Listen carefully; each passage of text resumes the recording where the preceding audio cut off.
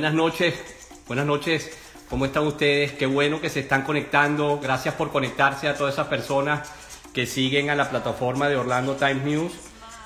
Y bueno, hoy vamos a tener una entrevista muy especial con una persona que tiene una larga y amplia trayectoria en el karate, y estamos hablando de Javier Mantilla.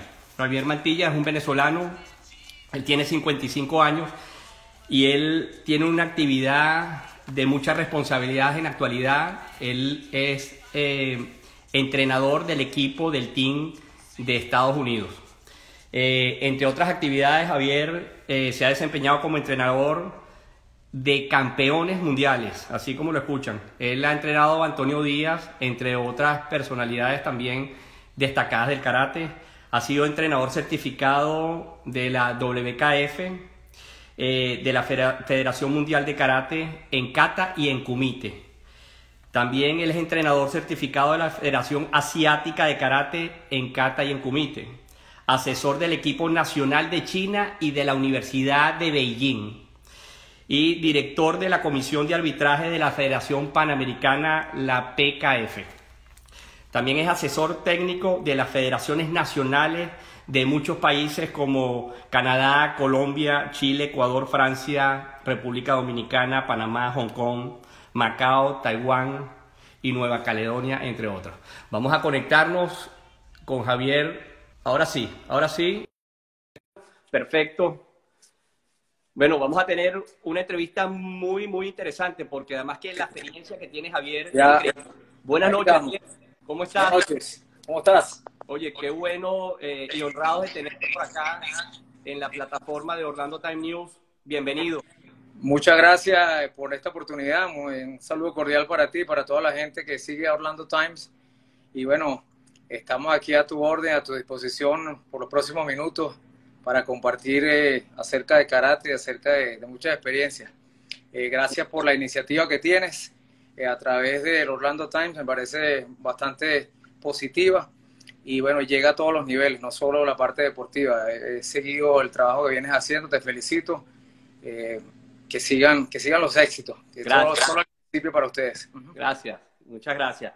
Y bueno, mira, es increíble la trayectoria que tú tienes, no solamente como karateca, sino también como entrenador de campeones. Y bueno, yo quisiera comenzar que nos hablaras un poco sobre tu trayectoria y cómo te iniciaste en esta actividad del karate. Bueno, muchos años atrás, todo va hacia el inicio de los 70. Soy uno de esos karatecas que empezó el arte marcial porque le gustaban las películas de Bruce Lee. Era el boom del final de los 60, principio de los 70. Y bueno, me llamó mucho la atención. También mi papá seguía mucho estas películas. Y bueno, hubo la oportunidad de decir, bueno, quiero hacer, y la oportunidad sobre todo económica en ese momento, de cubrir unas clases para, vamos a decir, tal vez un poco de tristeza cuando voy a iniciar esas clases. Soy rechazado porque para el momento en Venezuela, en Caracas, el karate o las artes marciales eran consideradas agresivas para los niños. Pensaba que motivaban era a pelear, era todo lo contrario, ¿entiendes? Entonces, también vamos a decir, el mercado que había para ese momento era más de, digamos, adolescentes, adultos, y sobre todo adultos. Los instructores no querían hacerse cargo de niños, y bueno, yo fui uno de esos niños que sufrió las consecuencias. Mi papá, viendo que la frustración de que no fui aceptado por ser un niño todavía, el profesor nos recomendó que buscáramos una escuela de judo, otro arte marcial japonés. Claro. Y bueno, nos dimos a la tarea de buscar el judo. No era lo que yo realmente quería, pero bueno, mi actividad marcial empieza con judo, empieza en la academia de Marcelo Collaro, el sensei Marcelo Collaro, un sensei italiano radicado en Venezuela, inmigrante, que había practicado artes marciales cuando estuvo en la milicia, representando a Italia. Él se radica en Venezuela y tanto él como sus hijos, llevaban esa academia que en ese momento también enseñaba karate. Marcelo Collaro, el sensei Marcelo, Collaro enseñaba karate y judo. Yo entro en judo, pero no era realmente lo que yo quería, ¿entiendes? O sea, lo hice por necesidad, pero agradezco esa necesidad, esa fortuna de la vida que me dio hacer 2 años de judo, porque el karate evolucionó y en el momento que el karate decidió agregar técnicas, vamos a decir, más espectaculares a la competencia de karate, lo primero que se empezó a traer fueron las proyecciones del judo. En ese momento sentí yo que esos 2 años que por mucho tiempo pensé los había perdido, fueron una ganancia absoluta. Nunca supe en qué momento lo iba a usar, pero se dio la oportunidad y gracias a esos 2 años de experiencia de judo, te puedo decir que para mis atletas, para los entrenados por mi persona, en la parte arbitral me ayudaron muchísimo. Me dieron un espectro que no teníamos los karatecas, pero esos 2 años de experiencia fueron buenos. Claro. De estar esos 2 años con el profesor Marcelo Collaro, yo quería tener un poquito más de seriedad con el judo y encontré a un profesor japonés que estaba en la Universidad Central de Venezuela, Sato Masatoshi. Alcancé a ingresar allá, era un poco complicado por el tema de la universidad, pero duraría como 6 meses ahí hasta que por fin se me dio la oportunidad y pude finalmente ingresar a mi primera clase de karate. Empecé con el maestro Choco Sato, que es una leyenda en Venezuela. Yo considero que es uno de los pioneros o el padre del karate en toda Venezuela. Él llegó en el año 67 allá a Caracas. Y bueno, tuve la oportunidad, yo digo que es una fortuna, haber podido recibir clases del maestro Choco Sato, de haber empezado de cero con él, de recibir toda la instrucción de un maestro japonés tan reconocido y sobre todo de un gran ser humano, de una persona que después de tantos años es uno de mis mejores amigos, es el segundo padre mío, el padre del karate, pero el padre que en el momento que mi papá murió fue la persona que me hizo reaccionar, que me dijo, esta es la vida, ¿me entiendes? Esto es un golpe y hoy pierdes un ser querido, pero esto continúa. Y tu papá estará orgulloso de que sigas haciendo, ¿no?, todo lo que has venido haciendo con el mismo empuje. Y Javier, y disculpa que te interrumpa, y además tú tienes una anécdota por ahí bien interesante que es con el tema de las hojas. ¿Por qué no nos cuentas eso un poquito para que la gente... Mira, ahorita con el tema reactivado del Karate Kid, ahora el Cobra Kai, a mí me causa siempre buenos recuerdos, no malos recuerdos, por todo lo contrario, muy buenos recuerdos, porque yo tuve esa vivencia. Cuando sale el Karate Kid, yo ya había sido el Karate Kid, yo había tenido esa oportunidad.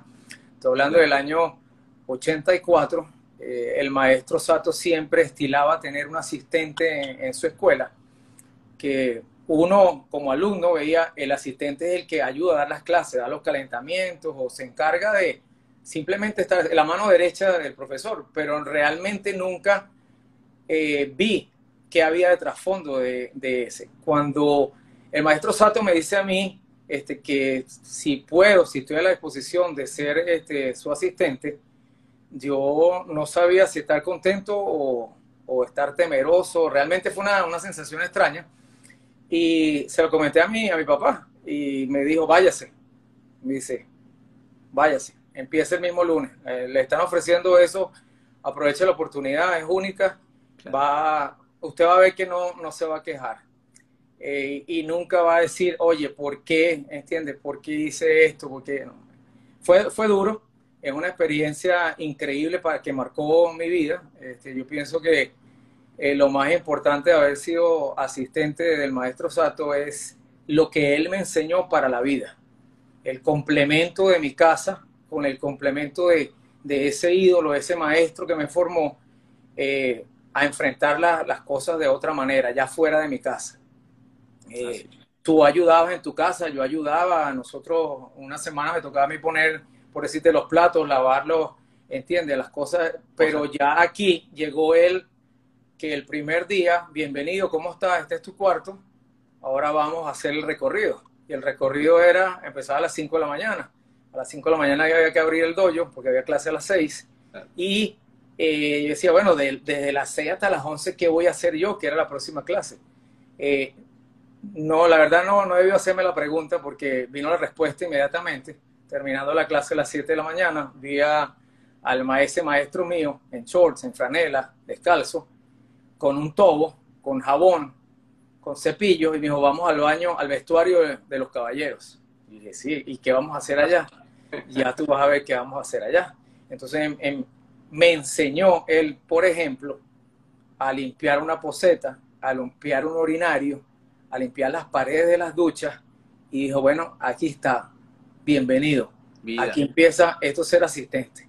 Entonces cuando yo vi la película de Karate Kid, dije, no, eso fue suave. Lo que vivió Daniel limpiando carros no es nada con lo que hice yo. Era un ritmo de 7 horas de clase que se daban en ese dojo, más implicar, era una casa en la Castellana, una casa gigantesca que tenía hasta una entrada, tenía un valet parking. Sí. Y el tema de las hojas, lo que tú me acotas, es sí, porque había muchos árboles. En esa zona de la Castellana era muy bonita, llena, tenía mucha naturaleza y había muchos árboles grandes y caían muchas hojas. Estas hojas caían constantemente y yo desde las 7 de la mañana hasta las 11 de la mañana tenía que dejar limpio la entrada. Y la entrada era gigantesca, eso era como una mansión, esa casa. De hecho, el dojo más grande que había de karate en Venezuela para ese entonces y en Caracas era ese. Entonces yo recogía, por decirte, 4 o 5 bolsas de esas negras de que le caben 30, 40 galones de puras hojas con rastrillo. O sea, era un entrenamiento, o sea, no era, ¿entiendes? Limpiar otras cosas, pero te forma, ¿no? Yo digo, te hace ser paciente, te fortalece, dice, ¿por qué yo estoy aquí? ¿Por qué no mejor me voy para mi casa? Y más de una vez me quería ir a mi casa, claro, pero siempre decía, no, yo no puedo, yo tengo que poder con esto. Bueno, y el maestro me lo decía, mira, tú no viniste aquí a aprender karate. Y yo me quedé, ¿cómo? No, tú no viniste a aprender karate, tú viniste a aprender a cómo después de aquí vas a vivir la vida y vas a ir adelante y vas a triunfar. Y bueno, se lo agradezco mucho. El maestro Choco Sato vive ahí en la Florida, a él y a Julia Sato, a su esposa, porque hicieron de segundo papá y mamá impresionante, o sea, las cosas que viví con ellos y que bueno, gracias a Dios la amistad sigue con sus hijos, que los cuidé teniendo 7, 8 años y ahora son unos hombres de 40 y tenemos una gran amistad y bueno, somos familia, con decirte que yo soy el padrino de uno de los hijos del hijo del maestro Sato, o sea, de sus nietos. Wow. Entonces hay un vínculo ya bien bonito y que ya nos podemos sentar y no hablamos de karate, hablamos de muchas otras cosas, el karate es como último. Y eso es grandioso. Eso es karate. Porque los karatecas nos sentamos a hablar de karate, como los basquetbolistas de basquetbol, ¿no? Lo interesante yo creo es que puedes llegar a eso, ¿no? A eso sí, de conversas con tu maestro, pero que a la vez, ¿me entiendes? De todo lo que te ha enseñado, pero a la vez también tú le aportas lo que tú has vivido y lo que has hecho en la vida, ¿no? O sea, sí, y es interesante cuando yo después de muchos años, yo me acuerdo en Venezuela, antes de irme a los Estados Unidos, él me llamó y nos sentamos a hablar y me dijo, ¿cómo hiciste esto? Él preguntándome, ¿cómo has hecho con esta parte del arbitraje? ¿Cómo llegaste a dar clase por allá? O sea, me dice, yo me siento muy orgulloso. Y le digo, bueno, gracias a usted, porque usted fue quien me dio a mí los primeros pasos y yo simplemente seguí un ejemplo y quise seguir, pues. Mira, por aquí te está escribiendo Nancy Lapco, desde Venezuela, un gran sensei, formó a mi hijo desde chiquito, disciplina y amor por el karate, qué bueno. Así también, es, gracias Nancy, cariño para ti. Interesante cómo aprender enseñanzas que sirven en la vida, interesante. Sí, bueno, definitivamente el karate, y me incluyo en todos esos comentarios, de verdad forman a las personas. Pero como te han formado y toda esa experiencia que has obtenido a través del Sensei Choco Sato, ¿cómo tú ahora organizas tu tiempo para cumplir con todas esas instituciones relacionadas al karate, Javier? Porque no es fácil, ¿no? Mira, no, ha sido un camino largo, o sea, ha llevado etapas, yo digo que una tras la otra, todas se han ido vinculando. Primero Yo fui asistente, después quise ser un sensei también, quise dedicarme a esto. Estaba en una etapa donde estás estudiando, yo estudié diseño gráfico, pero decía, bueno, sigo, trabajo en esto o me voy por mi pasión. Entonces, es una toma de decisiones. En ese momento terminé de graduarme de diseñador gráfico. Mi papá había muerto 2 años antes. Mi papá murió cuando yo tenía 21 años. Estaba yo bastante joven. Tuve que salir adelante con mi mamá y con mi hermana, cosa que también el karate fue, yo digo, la base fundamental de haber podido luchar en esos momentos difíciles. Y bueno, y vas viendo, vas poco a poco. O sea, siempre vamos a decir, el pensamiento o el sueño es grande. O sea, siempre quería ir a más, pero sabía que tenía que cumplir pasos, cumplir etapas, no apurarme, ¿entiendes? Porque al final, como dicen, de las carreras solo queda el cansancio. Ir poco a poco, y una de las primeras cosas que tuve que tomar una decisión al empezar a dar clases es, o soy yo, o es lo que genera para mí esta energía, estos muchachos, este dojo, ¿qué hago? Sigo compitiendo porque la competencia te exige muchísimo, tienes que sacrificar mucho tiempo, y cuando ya empiezas a enseñar tienes alumnos también que de repente están deseosos de esa parte, contagiados por ti. Entonces yo tomé la decisión, digo, bueno, yo creo que por miles de factores competí, la competencia tal vez no era tan, vamos a decir, tan prioridad en ese momento para mí, o tampoco estaba tan promovida en ese momento. Ya cuando me entusiasmo bien en el plano federativo, porque al principio solo competíamos de estilo, ya era un poco más cuesta arriba. Vamos a decir, tú tienes un estatus dentro de una escuela, pero tienes que arrancar en una federación de cero. Y yo empecé de cero, vamos a decir, pero ya el tiempo, mis obligaciones con mi familia, con mi casa, con mi mamá, había perdido a mi papá, había abierto un dojo, entonces dices, bueno, ¿qué voy a hacer? Entonces yo digo, bueno, voy a competir un poco, pero quiero mejor dedicarme a darle lo mejor de mí y que mis alumnos sean mejor de lo que yo fui. Yo creo que el tiempo para mí no es que no pueda hacer, no me arrepiento de lo que hice, fue la decisión correcta, pero no voy a seguir buscando cuando veo que el camino es otro. Entonces esa es la primera, vamos a decir yo, decisión que tomo, voy a volverme, entiende, sensei, maestro de karate, y a la vez si puedo entrenador, porque son dos cosas distintas.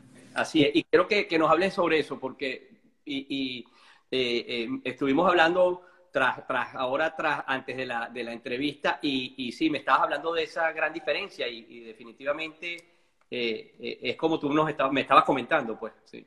Sí, es que, decirte, todos, por lo menos los que hacemos karate, empezamos como practicantes y tal vez nos nace o llegamos a cinturones negros y somos sensei en papel. Okay. Algunos nos dedicamos a abrir un dojo, abrir una escuela y empezar vamos a decir, a dar ese conocimiento que hemos tenido por años, a transmitirlo. ¿Qué pasa? El sensei es eso, es el profesor de karate, es la traducción literal del japonés al español. Entonces, el profesor de karate, y vamos a decir el maestro de karate. Pero todos somos sensei. Si vemos el karate globalmente, todas esas escuelas de karate, todos nos llamamos sensei, pero no todos somos entrenadores de karate. Ahí es donde están las dos diferencias. Entonces, el sensei o maestro de karate es ese que te lleva a ti todos los días, por años, por meses, ¿entiendes? Por décadas, y siempre va a ser ese tu maestro de karate. Es el que tuvo una vivencia contigo. Para mí, Choco Sato, ese fue mi maestro, fue quien me formó, me llevó el día a día, la convivencia después de asistente. Ese es el maestro Choco Sato para mí, fue mi sensei y mi maestro. ¿Verdad? Cuando tú hablas de la parte ya competitiva, tú tienes que hablar de tu entrenador, de tu coach. Por eso te digo que son dos cosas distintas. Disculpa que te interrumpa, Javier, pero antes no había, por ejemplo, en el caso mío, hace unos años atrás, mi maestro Jorge Donoso, Marcelo Planchar, anteriormente no había como ese entrenador. Esto de entrenador ahora es nuevo, ¿no? Es nuevo, totalmente nuevo. Es nuevo. Es una necesidad que el karate, al convertirse en deporte, al masificarse, la competencia empieza a ser cada vez más grande. ¿Entiendes? Claro. Empieza a llegar a otros niveles. Ya no es los campeonatos vamos a decir, nacionales, regionales, panamericanos, continentales, mundiales, ya se ha llegado ahí, pero empezamos a aparecer en un contexto que son los ciclos olímpicos. Así es. Los ciclos olímpicos generan, vamos a decir, para un país, la medalla no es para el karate o para la Federación de Karate, la medalla es para el país. O sea, tu medalla significa algo. Y lamentablemente en deporte, entrenador bueno o entrenador significa igual resultados. Sensei, maestro, tiene muchos alumnos. Pero ¿cuántos de esos alumnos, como tu maestro, pueden ser atletas? Entonces esa es la diferencia. Un entrenador produce atletas, produce medallas. Un sensei produce budokas, practicantes de la disciplina, artistas marciales. Entonces, todos somos sensei, sí, pero todos no podemos ser entrenadores. O sea, vamos a decir, la necesidad, el crecimiento del karate nos hizo ser todos entrenadores. Y tú decías, yo era sensei y al principio decía, yo soy entrenador, pero yo todavía no tenía, vamos a decir, los números, vamos a decir, la estadística te mide a ti como entrenador es por números, es por resultados, como en todo. Entonces, son las dos diferencias. Y que a veces tú puedes tener la fortuna de que tú puedes ser el maestro y al mismo tiempo ser el entrenador. Hay otras veces que de repente no puede ser así. Un ejemplo, por lo menos personal, te puedo decir, yo tuve la fortuna de poder ser maestro, de formar a Antonio Díaz, de ser el sensei de Antonio Díaz, después de que él sale donde el maestro Sato, que yo era su asistente, vamos a decir, a un entorno donde ya él es alumno mío en mi dojo y yo empiezo a ser su maestro. Y cuando hablo de maestro no hablo de la parte competitiva, hablo de una relación que duró 20 años. Y durante esos 20 años, claro, ese día a día, vernos toda la semana, es el sensei tuyo, el maestro de karate. Ahora, ¿qué pasa? Con él se dio, vamos a decir, la oportunidad de que compitiera, de que se desarrollara. Y yo hablo del proceso de él en conjunto con el mío, que es simultáneo, porque se desarrolla como atleta y me desarrollo yo como entrenador. O sea, empiezo a vivir junto con él y los próximos alumnos míos, Sergio Sánchez, Lairis Sánchez, Kenneth Reque, un proceso de, vamos a decir, de ensayo y error. ¿Qué tengo que hacer yo? ¿Cuáles son las cosas que tengo que ajustar? Que no soy el sensei, pero que tengo que dar ahorita resultados y que tengo que verlos a ellos por separado, por individual, ver sus cualidades, las cualidades buenas que tengan, elevárselas y donde hay carencias, tratar de compensar esas carencias. Entonces empieza un proceso científico, empieza, vamos a probar aquí, vamos a probar allá, vamos a aprender de acá y el karate ya del sensei, del día a día, de empírico, se vuelve más profesional. Y es cuando entonces empiezas a indagar, empiezas a viajar, empiezas a empaparte con el mundo real del deporte, pues, de la ciencia aplicada al deporte. Para ti, Javier, ¿qué ha sido lo más complicado de preparar a esos campeones? O sea, ¿hay algo que te haya, ¿me entiendes? Que siempre... Sí, sino que para el karateca nunca uno se rinde, pero tú sabes... Sí. Pero nunca se rinde, vamos a decir, entre comillas, ¿entiendes? Porque es una formación, vamos a decir, la formación japonesa, ¿entiendes? Militar, vamos a decir, marcial. Pero yo como entrenador te puedo decir que una de las cosas que yo primero ataco a un atleta, a un potencial atleta que ya tiene perfil, es convencerlo a él de que puede. De hacerlo ver a él sus valencias, ¿entiendes? Atléticas, que son muy altas. Creer. Claro. Si él no cree en él mismo, yo no puedo hacer, vamos a decir, yo no puedo hacer milagros. Creer en un proceso, ¿entiendes? Creer en un día a día. Y bueno, creo que tú tuviste por aquí a Ariel, y Ariel sí, es un ejemplo que tiene su maestro, Ariel Torres, que es el número 1 de nosotros en los Estados Unidos, ahora en Qatar. Sí. Y tiene su maestro que es Robert Jones, es su sensei, es su maestro todos los días, pero entra Javier Mantilla como un aporte a él, a su parte deportiva. O sea, ¿qué hago yo como coach del equipo americano? ¿Qué tengo que atacar en un muchacho que te llega? Porque ahí te llega. Ya eres el entrenador y te llega el atleta. Ya cuantitativamente, ¿no? O sea, ya desde el punto de vista de número. Sí. Ver qué necesita ese individuo que tiene una base sólida, un fundamento de karate muy bueno, por eso está ahí, pero ¿cómo lo hacemos ganar? ¿Entiendes? ¿Cuál es el paso siguiente para que se puedan dar los resultados? Y ahí es donde está, ahí es donde está más marcado el mejor ejemplo, sensei maestro de día a día a entrenador ya de alto rendimiento y que tenemos que está aquí el diamante, pero tenemos que sacarle, ¿entiendes? Pulirlo. Así Y es. pulirlo para que dé los resultados. Así es. También quería hablar y quiero seguir profundizando en ese tema, pero no quiero dejarme saltar que sé que tú has impartido cursos por más de 57 países. Señores, escuchen esto, 57 países. Increíble, ¿no? ¿Tú nos podrías hablar un poco sobre eso, sobre esos cursos que tú diste? Bueno, Sí. sí, César, ha sido un camino bien largo, muchos Sí. viajes, muchas experiencias. Yo creo que ese mismo, esto es algo que no termina. O sea, yo sigo aprendiendo. Yo considero que cada día me levanto con ganas de aprender algo nuevo sobre el karate, sobre algo científico que pueda aplicar. Yo creo que ese deseo vamos a decir, de querer aprender, de ir a más, me hizo empezar a ser más curioso, a investigar más y a cambiar. Sobre todo, algo que tiene el karateca es que debe aprender a romper paradigmas. El karate es muy cuadriculado y no es así, pero tú tienes que ver otras posibilidades, con todo respeto, con toda mercilidad, como te respeto yo de hombre a hombre, de hombre a mujer, de persona a una sociedad, pero tú tienes que aprender a ver posibilidades. De hecho, yo empecé el arbitraje porque no entendía. Yo le decía a mis alumnos, salía bravo de las competencias, y yo no entiendo qué hacen los hombres de azul. Yo lo llamaba de Men in Blue a ellos. Y entonces dije, bueno, voy a hacer un curso de arbitraje para ver cómo es esto. Y me di cuenta que fue lo mejor que hice para ayudar a mis atletas, porque las reglas del juego te las tienes que saber. Y las reglas del juego en escrito son una cosa, pero en práctica a veces varían totalmente. Es un deporte como el de nosotros, que es de apreciación, que es muy subjetivo, o sea, está ahí. Entonces, todo eso te ayuda. Te nombro el arbitraje porque creo que el arbitraje es quien me lleva a mí, explota a Javier a que vaya a todas estas partes, porque yo me hago árbitro y las cosas salieron bien. Y déjame acotar algo, además que te haces árbitro y fuiste el primer latino arbitrando finales en la WKF, ¿no? Correcto, sí.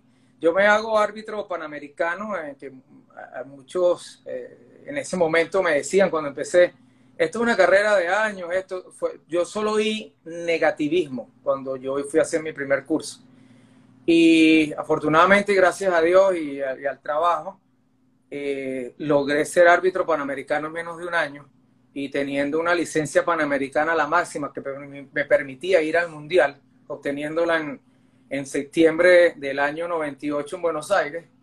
Yo al mes siguiente voy a Río, que era mi primer mundial, y no solo me ascendieron una licencia, tomé 2 licencias. Wow. Entonces yo dije, wow, me envolví más, me enamoré más con el tema del arbitraje. Y bueno, en el año 2000 me convierto en el primer latino en arbitrar finales de los campeonatos del mundo, el árbitro más joven con calificaciones A de comité y de Qatar, juez de Qatar. Y siempre, ¿sabes que en ese momento me decía, oye, el primer venezolano? Y yo dije, no, yo soy el segundo. Y la gente me veía así, porque el primero fue Choco Sato, el maestro mío fue el primer árbitro mundial que tuvo Venezuela. Y entonces mucha gente olvidó eso, pero él fue realmente el primero que hizo esa labor. Yo soy el primero, vamos a decir, que llega como venezolano a hacerlo. Y se abre una oportunidad grandiosa porque yo me gradúo y me llaman, como si dijeran el béisbol, para las grandes ligas de una vez, en el primer, y voy de una vez a la Comisión Mundial de Arbitraje. Entonces yo no era miembro de comisión en Venezuela, no era miembro en la Federación Panamericana, pero yo de árbitro salgo de una vez arriba. Entonces eso me permitió a mí cambiar muchísimo, madurar muchísimo. He sido el más joven en la historia de entrar a la Comisión Mundial de Árbitros. Increíble. Y en ese interín voy arriba y después inmediatamente al año siguiente me incluye en la Federación Panamericana. Y cuando empiezo a dar los cursos, digo, yo tengo que cambiar esto, porque la vivencia personal fue aburrida. Fue una persona explicando unas reglas escritas, teóricas, en inglés y en español, y donde yo creo que el 90%, el que diga lo contrario, se dormía. Yo quiero algo más dinámico, yo creo que es momento de hacerlo práctico. Entonces convenzo al sistema, vamos a decir, a la comisión y a un presidente, en paz descanse, William Millerson, tremendo amigo y vamos a decir, uno de los pioneros del karate de la PKF, murió este año. Le digo a William, oye William, ¿será que me autorizan para poder hacer esto en uniforme? Y me dijo el maravilloso, porque yo soy karateca, para mí el karate con uniforme. Entonces, bueno, arrancó esta idea y esta idea vamos a decir, a partir de darle los conocimientos de manera práctica a mis colegas, también yo dije, bueno, es una oportunidad mía bueno, de que la gente vea mi trabajo. Y fue así. De hecho, yo empiezo a dar los cursos, yo hacía la práctica, explicaba la práctica de los katas, la práctica de cómo evaluarlos, las puntuaciones y todo esto, y de ahí viene, como digo yo, eso fue como que rompió un esquema, y entonces me empecé a acomodar a conocer por esa parte técnica, y empiezan a haber muchas invitaciones, y ya las invitaciones, como te comentaba a ti anteriormente, no eran de arbitraje, era para dar cursos técnicos en la parte de comité y eso, porque la gente consideraba que una persona, vamos a decir, me decían, tú manejas las reglas y el enfoque que tienes tú de reglas con entrenamiento es algo que es muy llevadero, o sea, que se conecta. Y pienso que eso fue, vamos a decir, lo acertado que he tenido yo en el momento que dije arbitrar, que me ayudó muchísimo a ver cómo se jugaba ese juego, ¿entiendes? O sea, no simplemente entrenar y practicar, no entender el proceso. Que estuvimos hablando y que por lo que me estabas comentando, tú complementas. Tú además no solamente manejas la parte de kata, sino también la parte de kumite, que es muy difícil a veces, o ves el árbitro, el entrenador, en fin, especializado en un área, pero no en las dos. Y sí, pasa normalmente que, bueno, por la misma, vamos a decir, especialización deportiva, los atletas hoy en día hacen kata o hacen kumite. Pasa lo mismo con la mayoría de los entrenadores. Claro. Hay muchos más entrenadores de kumite que de kata. No quiero decir con esto que sea más fácil. No quiero decir ahora que el kata sea más difícil. Las dos especializaciones son, pero vale, obviamente requiere de tiempo. Claro. He tenido la fortuna de poder rendir como entrenador en ambas, y creo que eso me ha ayudado a mí en mi carrera como entrenador, de poder tener esa versatilidad y a la vez la experiencia de más de 15 años dentro del mundo de las reglas, dentro de procesos de cambio de reglas donde yo participé, donde aporté, donde vamos a decir, la manera de pensar tuya cambia muchísimo. Siempre va más allá de, y algo que te explicaba, o sea, nosotros estamos implementando unas reglas hoy y tú como entrenador las debes recibir frescas, pero tienes que saber ya de una vez cómo violar esas reglas, sobre todo en la parte de combate, cómo entiendes, cómo sacarle provecho a esas reglas o no, ¿entiendes? No limitarte a nada más estar en escrito, sino ver de dónde salieron y por qué cambiaron, de manera de poder lograr los resultados que tú quieres. Claro, claro. No, definitivamente es increíble esto que tú estás haciendo. Y cuéntanos ahora un poquito sobre los proyectos a futuro. Ya estamos entrando en la recta final. Okay. Muchas cosas y vamos a tener y les digo ya a las personas que se conectan por aquí, vamos a hacer una segunda entrevista y conversación con Javier, porque de verdad que hay muchísima información valiosa con relación al karate. Y tenemos que seguir, Javier. Mira, antes que me vayan a matar por aquí, Javier, quiero saludar a la gente porque tenemos que hacerlo, porque son... Claro. ¿Sabes? Loren Dubrasca, el karate es una base fundamental en nuestras vidas. Saludos desde Venezuela, un abrazo. Luis Pérez, un honor ser su alumno maestro. Saludos para todos ustedes, para Loren y para Luigi. Gran profesional es Javier, compartimos muchos tiempos con él y logramos muchas cosas. Bueno, mira, muchísima gente saludando. Saludos al maestro Javier, a Javier Mantilla, que fue mi entrenador en la selección universitaria, gran profesional. Saludos. Bueno, Javier, mira, muchísima gente. Pero hablemos ahora entonces de esa parte, de ese proyecto, Javier, que estuvimos conversando también, para que la gente entienda y sepa hacia dónde va el karate y hacia dónde son, como dice uno, hacia dónde van los caballos, pues, ¿no? Los tiros. Bueno, yo soy de lo que piensa, como volviendo al tema del arbitraje, todo, que siempre tenemos que ver hacia el futuro, inmediato. Cuando yo empecé a los cursos de arbitraje, de ver antes de la parte práctica, yo tuve un proceso, vamos a decir, teórico también, antes de llegar al karate. Por mi parte de diseño dije, bueno, hay que aplicar, el concepto visual es importante, el concepto de presentar. Los primeros cursos que di yo en Venezuela, internacionalmente, fueron con transparencias, tú sabes, con retroproyector, como cuando íbamos en bachillerato, blanco y negro, claro, como mapa. Se veía al frente Sí. allí. Entonces dije, bueno, eso está, y me acuerdo que, como diríamos en Venezuela, me piqué o me picaron, pero eso es todo, esa es la cosa, o sea, no.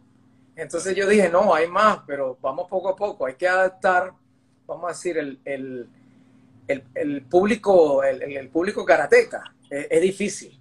Entonces, de transparencia, a que no te leyera el libro, fue un choque. Entonces, las transparencias después tuvieron dibujo y lancé mi primera presentación en PowerPoint. Cuando hubo una presentación en PowerPoint de la regla de arbitraje, cambió totalmente. Wow. Hubo un giro. Y ese giro de presentación PowerPoint nada más con escritos y fotos, lo llevé a que tuvieran videos incluidos. Con videos de la realidad, de la competencia, de situaciones mal hechas, de situaciones bien hechas, sin tratar de, vamos a decir, de criticar duro al que las hacía, o sea, felicitar al que las hacía bien o no, simplemente un proceso de aprendizaje, una pedagogía visual para que la gente entendiera y empezó a dar resultados.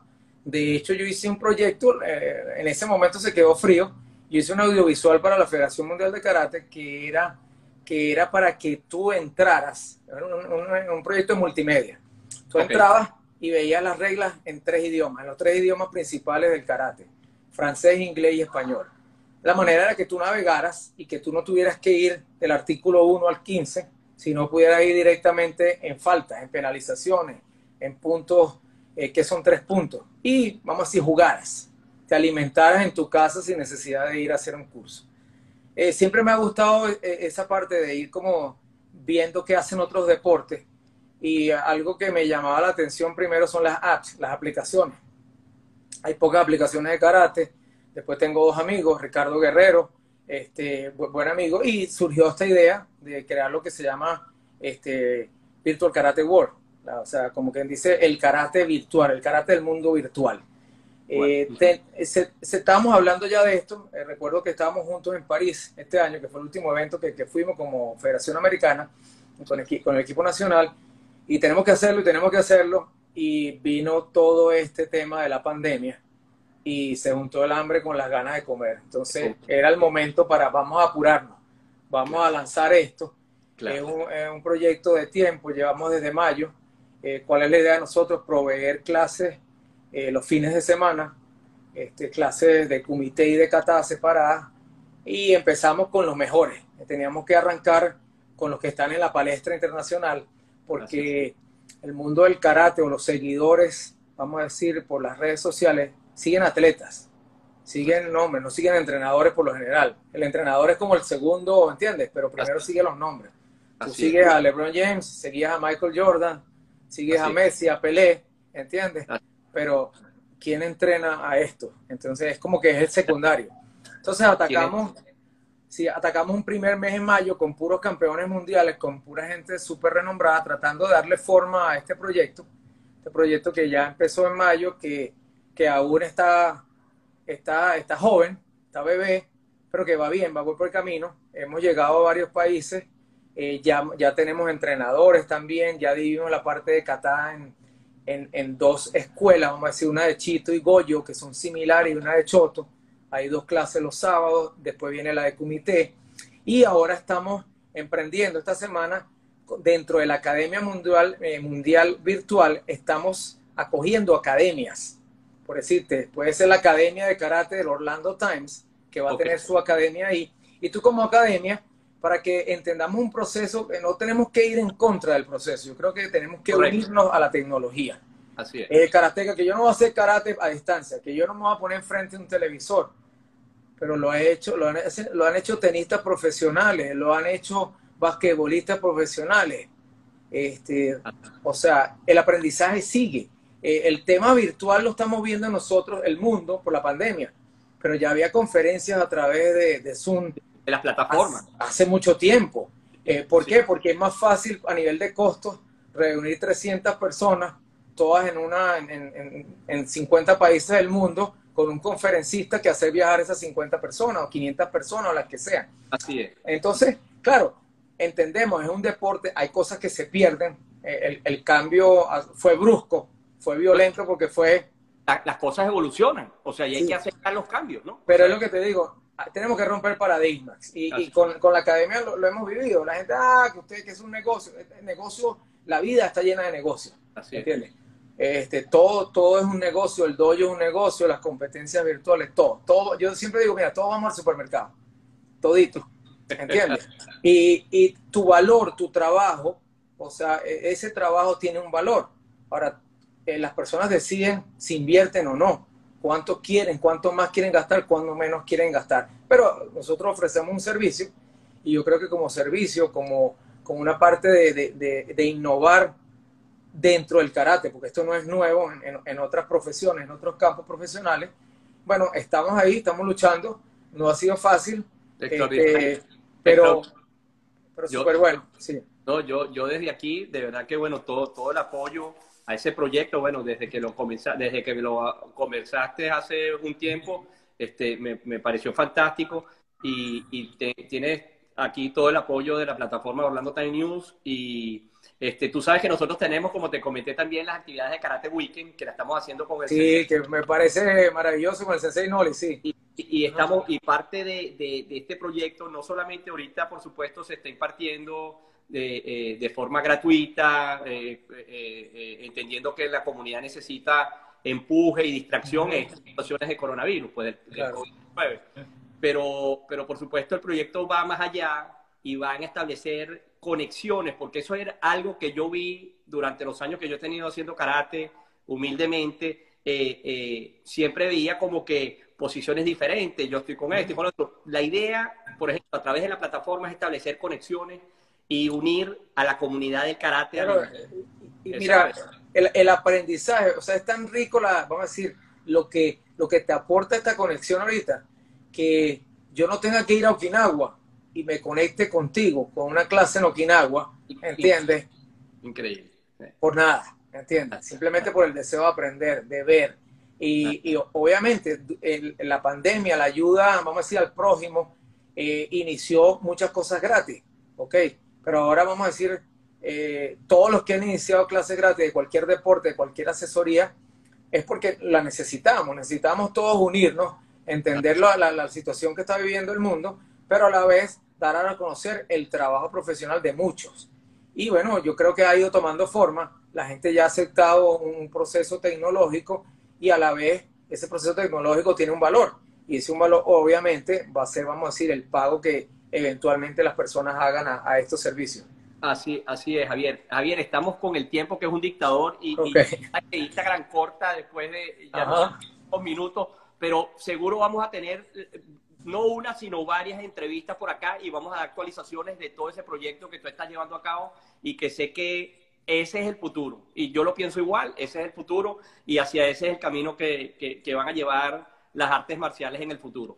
Ahora, antes de ir, quisiera preguntarte, ¿qué consejo tú darías a todas esas personas que no solamente se incursionan en el karate, sino que también quieren o tienen o sienten la motivación de ser entrenadores, ¿ok? De karate, porque es muy diferente el alumno, ¿no? Que el que quiere formarse como entrenador. ¿Qué le dirías tú a esas personas?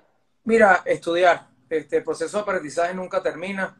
Hoy, por lo menos, esta entrevista me permite a mí seguir aprendiendo de otra persona, otro ser humano que me está aportando a mí. Es un día a día. No creerte que te la sabes todas, así hayas llegado donde hayas llegado. Hay todavía mucho más que investigar y tener mucha paciencia, constancia y sobre todo dedicación. O sea, si tú ya eres sensei, listo, ya eres sensei, pero ahora quieres ser un entrenador, estudia.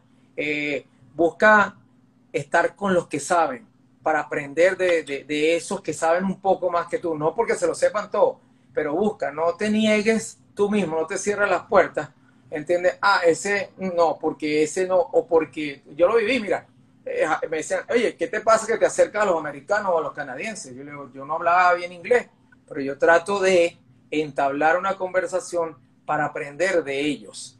Así Y me es. aprendí algo en mis viajes, que me lo dijo una vez un señor que no era karateca, me dijo, mira Javier, tú viajas mucho. Un consejo que te doy, a donde vayas, aprende a decir buenos días, buenas tardes, gracias, permiso, ¿ok? Y me llamo así en el idioma, porque eso te abre las puertas. Y lo Así. probé. Y cuando yo probé eso y vi la receptividad y cómo me trataron, dije, oye, es toda la razón. Tú tienes que romper el esquema y no hablo el idioma, yo no te hablo ruso, no te hablo esto, pero por lo menos saber decir, llegar a Alemania y decir Guten Morgen, ¿entiendes? Entonces, buenos días, ya Importantísimo. te ganas una Las sonrisa. puertas se abren. Tener una sonrisa en tu cara, pero que no sea falsa, y Así sobre es. todo una mente súper abierta. Todos te van a aportar. Ese es el problema más así del karate y de nuestro sensei, que no, que mi estilo, mi es cuadriculado, vuelvo al mismo tema, no, abierto. Rompan ese compás. Open mind. Información. Mucha te sirve, hay otra que no, pero igualmente tiene valor. Entonces yo creo que así que van a crecer, se van a convertir en entrenadores. Así es, Javier. Javier, una pregunta. ¿Cuál es tu postre favorito? Mi postre favorito, oye, hay mucho, pues yo soy dulcero, ¿viste? Yo, ¿Cuál? yo soy muy dulcero. Dulcero. Yo como más dulce ¿Cuál es? que sal. Te diría que 3 leches, profiteroles, porque ahí están ahí, tú sabes. Ahí. ¿Eres Sí. carácter? Sí, me gusta también mucho el dulce colombiano, ¿entiendes? Las obleas, el arequipe, porque yo nací en Colombia, yo llegué a los 6 años a Venezuela. Entonces, Claro. mi raíz, toda mi familia es colombiana y de hecho mi abuelo tuvo una fábrica de dulce. No sé si viene de ahí el tema, pero producían dulces artesanales. Claro, bueno, Javier, te quiero dar las gracias, hermano, por conectarte, por tomarte el tiempo de compartir con la plataforma Orlando Time News y con mi persona y hablar sobre esta disciplina tan importante y trascendente que es en la vida para las personas. La gente no se imagina lo importante que es el karate y la huella que deja en la vida el karate. Muchas gracias por conectarte. Vamos a tener... No, gracias a ti, César, ¿verdad? Con Javier, con el sensei Javier Mantilla, con el entrenador, con el instructor y con la persona que ha hecho trayectoria acá en los Estados Unidos. Gracias, Javier, por conectarte. Gracias a ti, a Orlando Times, a tu plataforma. Estamos en contacto, mira, agradecido y con ganas de que se repita. Así es. Que sigamos intercambiando experiencias, que yo creo que eso nos ayuda a todos, al crecimiento de todos. Gracias a todos los que se conectaron, gracias a ti. Es difícil darle saludos a todos. Pero yo le doy aquí. Pero de verdad, muchas gracias por estar ahí pendiente. Y quiero decirle a todas esas personas que muchísimas gracias, que no duden la próxima vez, por supuesto, en seguir conectados y que vamos a tener unas entrevistas en el futuro en todo lo que concerniente a las artes marciales de lujo. Así que gracias por conectarse y quiero darle las gracias también a todos esos anunciantes que permiten que esto se haga posible. Estamos hablando estamos hablando de ProDesigns, de los especialistas en Grab y en todo lo que es marketing digital. También estamos hablando de Itar Bistro, el restaurante que es parado, ligado a Metro West. Y bueno, de Giros y de muchísimas otras compañías que hacen posible esto. Gracias y bueno, será hasta la próxima, Javier. Bueno, gracias a ti, César. Buenas noches y lo mejor para ti y para Orlando Times. Que sigan los éxitos. Buenas noches. Buenas noches a todos. Gracias.